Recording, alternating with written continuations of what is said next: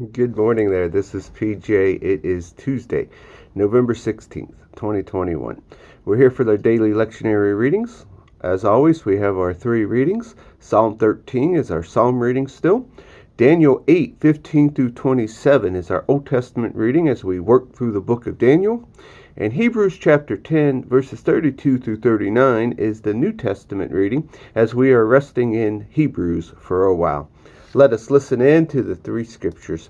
The first one is the psalm reading, which is Psalm 13. Long enough, God. You've ignored me long enough.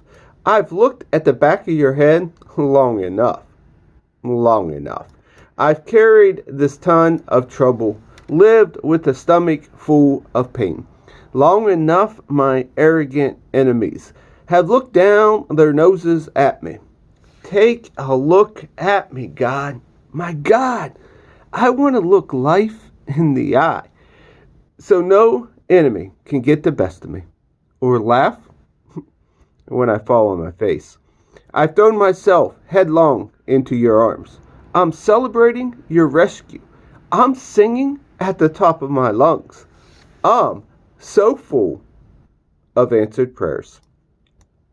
Our Old Testament reading is from Daniel chapter 8, verses 15 through 27. While I, Daniel, was trying to make sense of what I was seeing, suddenly there was a human-like figure standing before me. Then I heard a man's voice from over by the Eula Canal calling out, Gabriel, tell this man what is going on. Explain the vision to him. He came up to me, but when he got close, I became terrified and fell face down on the ground. He said, understand that this vision has to do with the time of the end. As soon as he spoke, I fainted, my face in the dirt. But he picked me up and he put me on my feet. And then he continued, I want to tell you what is going to happen as the judgment days of wrath wind down. For there is going to be an end to all of this. The double-horned ram you saw stands for the two kings of the Medes and Persians. The billy goat stands for the kingdom of the Greeks. The huge horn on its forehead is the first Greek king. The four horns that sprouted after it, it was broken off with the four kings that come after him, but without his power. As the kingdoms cool down and rebellions heat up, a king will show up, hard-faced, a master trickster. His power will swell enormously. He'll talk big, high-handedly, doing whatever he pleases, knocking off heroes and holy ones left and right. He'll plot and scheme to make crime flourish. Oh, how it will flourish. He'll think he's invincible, and he'll get rid of anyone who gets in his way. But when he takes on the prince of all princes, he'll be smashed to bits, but not by human hands.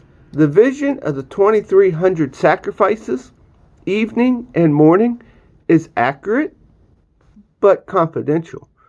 Keep it to yourself. It refers to the far future.